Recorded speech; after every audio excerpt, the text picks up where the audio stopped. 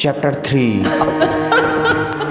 अब जैसे यहाँ पर ये सुनील इस टकलू की बात सुनता है ना कि अनिल ने उन्हें मार पीट कर भगा दिया, तो यहाँ पर सुनील गुस्सा हो जाता है। टकलू चलता है तो सुनील को समझाने लगता है कि वो बच्चा बहुत ही ज्यादा बदमाश है, उसने हमारे ऊपर पानी डाल दिया और हम वहाँ से अपनी जान बचाकर बड़ी मुश्किल से बचकर भाग पाए हैं। सुनील भी यहाँ पर समझ जाता है इस टकलू की बात। सुनील चलता है तो इस टकलू को आदेश दे देता है कि ऐसा करो, अनिल के घर के चारों ओर आदमियों को बैठा दो, जब भी वो लड़का बाहर निकले उसे दबोच लेना और फिर मेरे पास लाना। मैं उसे देखना चाहूंगा कि वो मुझसे कैसे बचकर निकल सकता है। अब यह कहती सीन से होता है, पर हमें अनिल के अंकल को बताया जाता है जो कि बर्फ हटाने का काम कर रहे होते हैं। उन्हें कुछ देर बाद ही पता लग जाता है कि अनिल एकदम सही कह रहा था कि वो जितना भी बर्फ हटाएं वो शॉपिंग मॉल तक रास्ता नहीं बना सकते, क्योंकि वो जितनी भी बर्फ हटाते हैं उससे कई गुना बर्फ उनके पीछे आ जाती है। अब इतने में हमें अनिल को बताया जाता है जो कि अपने अंकल को बर्फ हटाते हुए दिख रहा था। यहाँ पर अनिल समझ जाता है कि इंसान जितनी भी कोशिश कर ले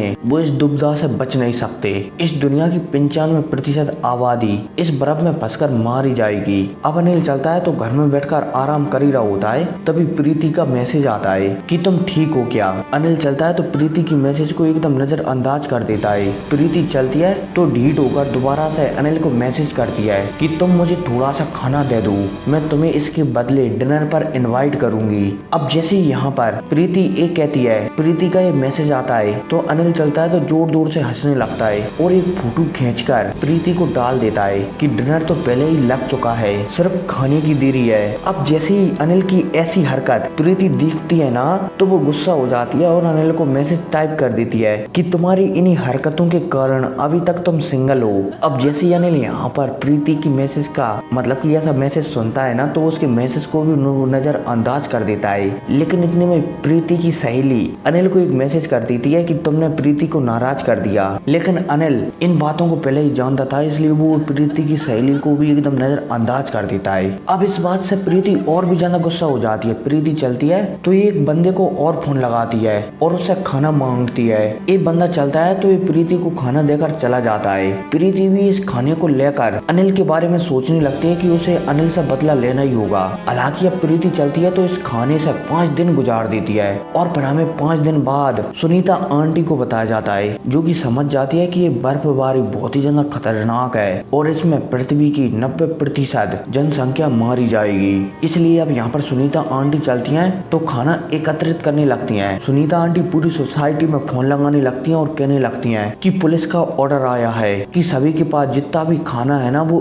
एकजुट करें ताकि सभी को बराबर बराबर बांटा जा सके और इस मुश्किल घड़ी को निकाला जा सके। अब जैसे सुनीता आंटी का ये मैसेज सोसाइटी के सभी लोग देखते हैं ना तो वो बहुत ही ज्यादा गुस्सा हो जाते हैं कि वैसे भी हमारे पास खाने की कमी है और सुनीता आंटी हमसे ऐसा कुछ सहारा मांग रही हैं। लेकिन सोसाइटी वाले ज्यादा कुछ नहीं कर सकते थे, ये पुलिस का ऑर्डर था। इसलिए जितने भी सोसाइटी वाले थे ना सभी के सभी सुनीता आंटी को अपना अपना खाना दे देती हैं। अब इसके बाद सुनीता आंटी चलती हैं तो भी एक अनिल को भी मैसेज करती है, वो भी प्राइवेट तरीके से कि अनिल तुमने 3 ट्रक भरकर खाना मंगाया था, इसलिए तुम्हारे पास काफी खाना होगा, उसमें से कुछ खाना मुझे दे दो ताकि मैं लोगों की मदद कर सकूं। अब जैसे ही अनिल सुनीता आंटी का मैसेज पढ़ता है ना तो वो हैरान हो जाता है। वो समझ जाता है कि अगर उसके साथ पुराने जीवन में वो हादसा नहीं होता तो आज भी वो सभी लोगों की तरह सुनीता आंटी की बात मान लेता और अपना सारा खाना सुनीता आंटी को दे देता। अनिल चलता है तो यहाँ पर सुनीता आंटी को मना कर देता है कि मेरे पास कोई भी खाना नहीं है, मैं भी बहुत ज्यादा भूखा हूँ, इसलिए मेरे लिए भी अच्छी बढ़िया मैगी बनाकर भिजा दो। अब भाई साहब यह कहकर अनिल चलता है तो मैसेज में और भी ज्यादा टाइप कर देता है कि अभी मोटी तू बहुत ही ज्यादा मोटी हो चुकी है, ऐसा लगता है कि तूने तेरा सारा खाना खा लिया तभी सभी लोगों से खाना मांग रही है तू, चल फोन रख दे।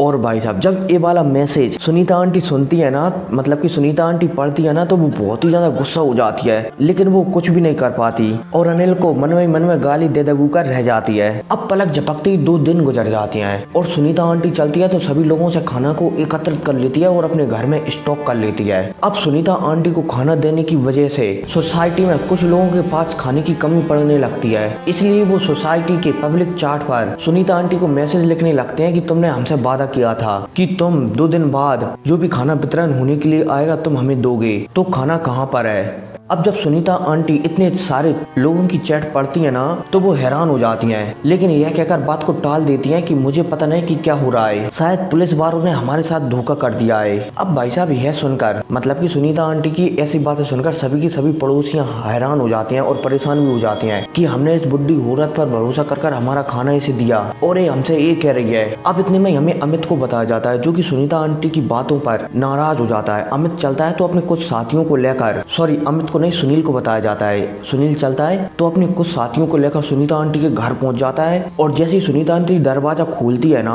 तो सबसे पहले उसके गाल में एक जड़ देता है जिस वजह से सुनीता आंटी तिलमिला जाती है। सुनील चलता है तो यहाँ पर सारा खाना उठाकर जो सुनीता आंटी ने सारे पड़ोसियों और इधर उधर से इकट्ठा किया था उसे सारा लेकर यहाँ से जाने लगता है। अब जैसी सुनीता आंटी ये देखती है कि सुनील उसका सारा खाना ले जा रहा है तो वो उसके पैर पकड़कर उसे कहने लगती है कि इसमें से कुछ खाना तो मेरा है, वो तो कम से कम छोड़ जाओ मेरे लिए। लेकिन सुनील चलता है तो सुनीता आंटी की एक भी नहीं सुनता और यहाँ से जाने लगता है पूरा का पूरा खाना लेकर। लेकिन इतने में हमें सुनीता आंटी के बच्चे को बताया जाता है जो कि गुस्सा हो जाता है और एक चाकू को लेकर सुनील के साथ जो टकलू आया था ना उसके पिछवाड़े में घुसा देता है, जिस वजह से ये टकलू था ना ये पगलिया जाता है और फिर क्या इसी पगलिया जाने के साथ ये एपिसोड खत्म हो जाता है। तो मिलते हैं अगली वीडियो में, टेक केयर, बाय।